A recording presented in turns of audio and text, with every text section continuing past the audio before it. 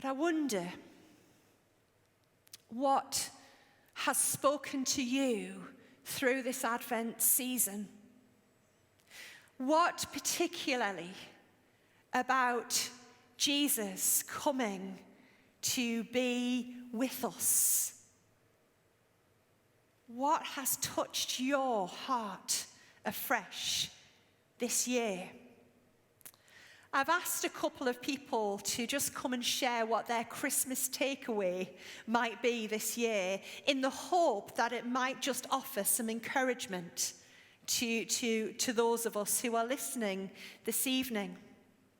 So I'm going to invite, first of all, Alison to come.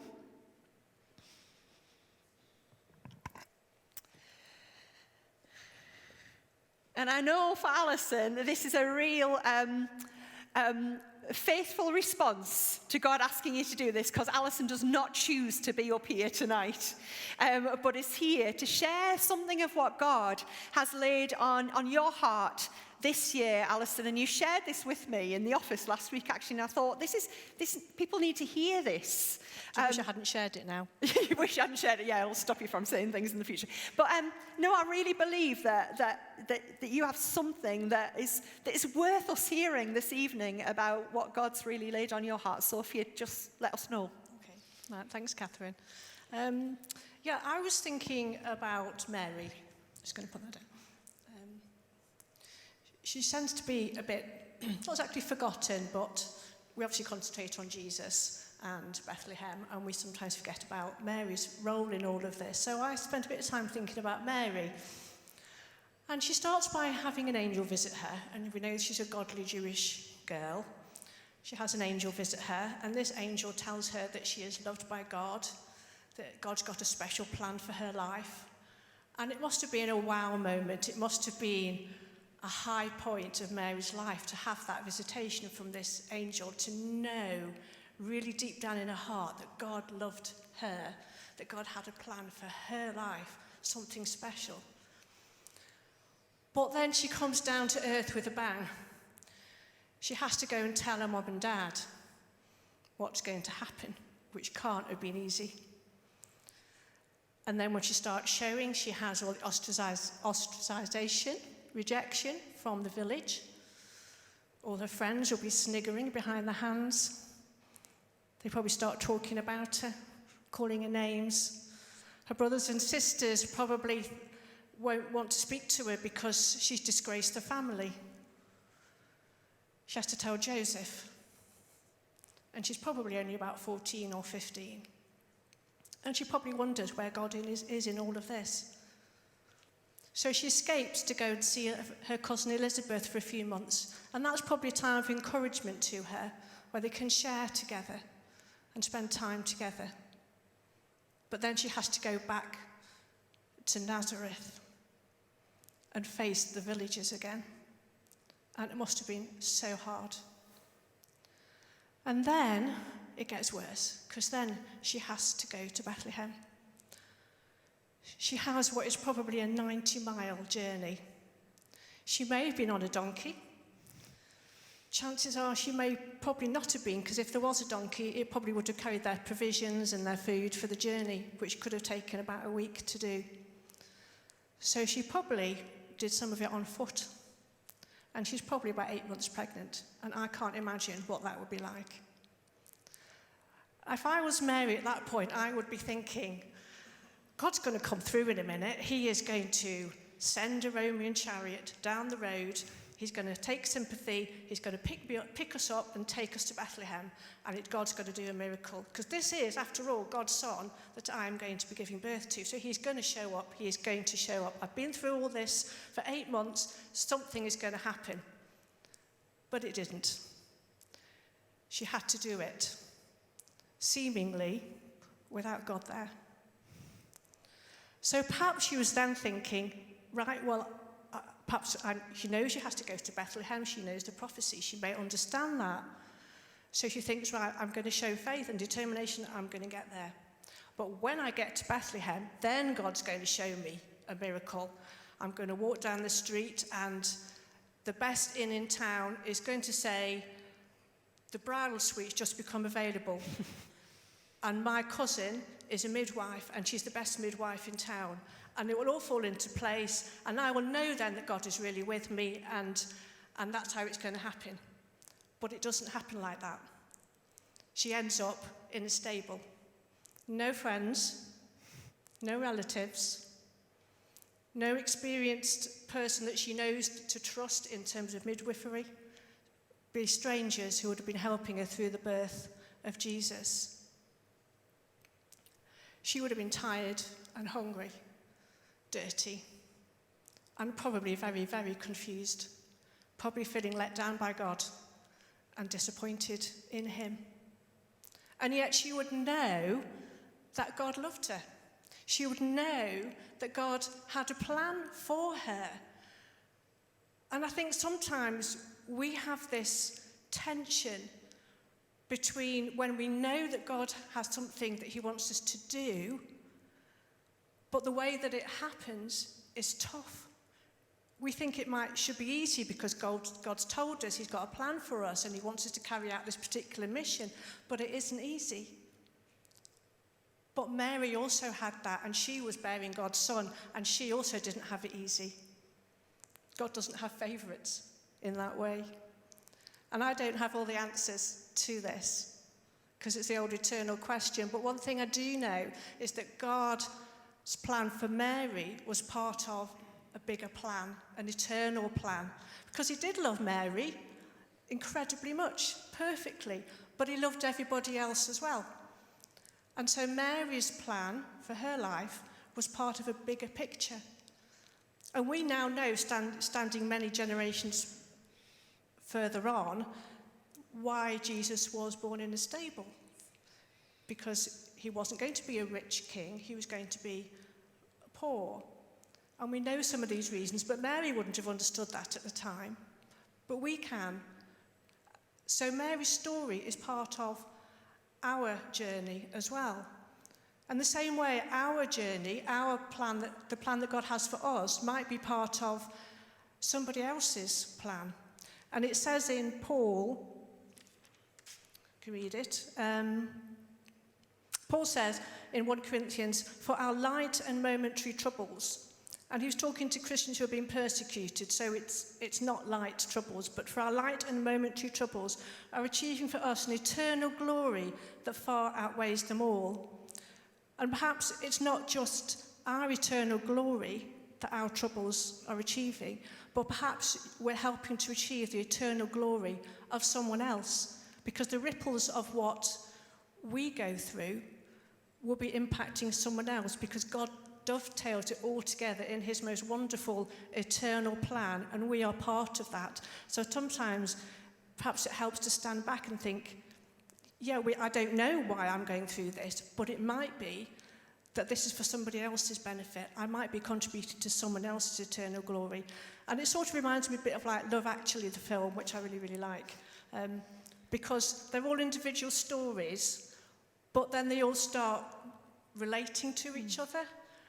And I think that God is doing that on a much bigger scale. All our stories can dovetail together. And so what you go through might be helping someone, not necessarily in this generation, but in another generation to come. We don't know. But what we do know is that God's plan for you is perfect. God's plan for you is something that he is going to carry out.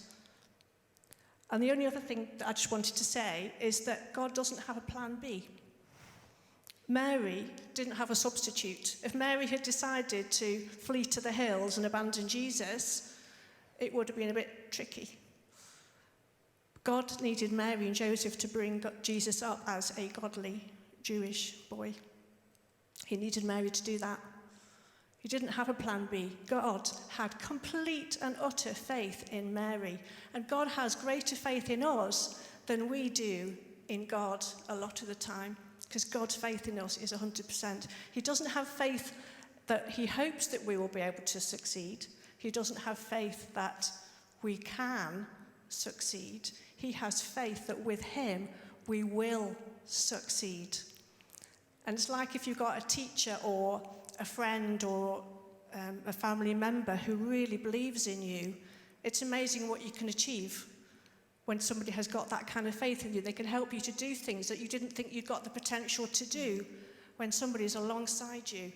And God is 100% alongside us. So even if you feel that what he's asked you to do is really, really tough and you're really going through it, he is with you, and he has 100% certainty that with him and with his Holy Spirit, you will succeed in what he's called you to do. So be encouraged. Thank you, Alison. Bless you. Thank you so much, Alison, for sharing that with us. That concept of us being part of God's plan is a real challenge to us, how we fit within that. I'm going to invite John to come down. Thank you, John. John's got a few words that he's going to share with us, just his takeaway this year around Christmas. Thanks, John. Yeah, I'm going to start with a bit of a testimony and then weave Christmas into it. Brilliant. If that's okay. So, backstory. Let's go for about 2 years. So 2 years ago, I'm at college. I've gone to a load of different churches. I'm at college over in the Peak District, and I am in not a great place. We're not doing great. Me and God, not really on talking terms. We'll go with that. And that's fine, because we all have those moments. But I remember there being 1 week at college where I had someone come, and they were playing guitar. They were great. They were really good. The end of the story might be they were Sam Taylor. But anyway, that's fine. But basically, the whole thing is that God placed someone where I was in that situation, even though I was in the middle of nowhere, didn't know what I was doing. But God seeked me out and went, this is where you need to be. This is where your home's going to be. This is where you're called to be. And I really feel like that's come to fruition this Christmas, where we're doing all about there is room. And for quite a few years, I'd been in a place where I'd felt that there wasn't room, and that I'd been on my own, and that there wasn't anyone there. But then God kind of just pushed us into it a bit and went, come on. It's a little bit further than you thought it would be, but it's great. And ever since then, God's been good. And it's just one of those where I was thinking about this the other day, where it's like, it's okay to not have everything together, because I'm pretty sure Mary and Joseph didn't have everything together, because otherwise they would have turned up and there would have been a hotel room and there would have been a manger and everything nice and normal, not a wooden one, like a nice little bassinet. I don't know what they had. But I think it's just this thing of, in my head right now, I'm still in that place of loneliness, but it's okay to be in that place because we've always got God, and we've got Jesus in this place with us because he came down on Christmas Eve, Christmas Day, in between. And it's just good news. And I think it's just that good news that I've taken away this Christmas, that there is home and there is hope for us to be happy and not alone. Thank you. Bless you. Bless you. Thank you. Thank you to Alison, and thank you to John for sharing with us God's calling on our lives, God's purpose on our lives, and the fact that God does give us a home and offers us hope through Jesus. I'm just going to put this down. I think one of my takeaways this year relates to Joseph, actually, in the story. We don't hear much about Joseph at all. Joseph is kind of fairly silent in the story of Jesus coming to be. But we are told that an angel appears to him in a dream, tells him not to be afraid to marry Mary, tells him what's going on with this child. We're also told before that dream that Joseph was going to leave Mary, but do it quietly, because he was a righteous man and he didn't want to disgrace Mary. It's pretty much all we hear, really, about Joseph, pretty much. And it started just thinking a little bit around what quiet faithfulness looks like. You would think we would hear a bit more about Joseph and from Joseph, but I think what I see in him is a quiet, unassuming faithfulness that means he keeps on going. He does that journey with Mary, with or without donkey, to Bethlehem, with all that brings. And the escape, not back home as they anticipated, but having to escape to another place for fear of the life of their newborn. What a horrific beginning that must have been for that family.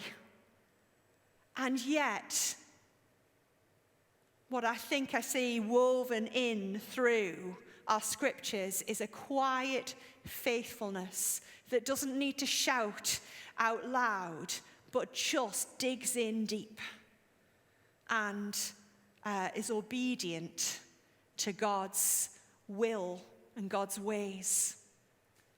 So it started me thinking what quiet faithfulness, quiet obedience might look like in our lives. Perhaps when we know that God is calling us to a particular role or a particular responsibility, or perhaps the wider calling of God on our lives to be followers of Jesus Christ, to be disciples.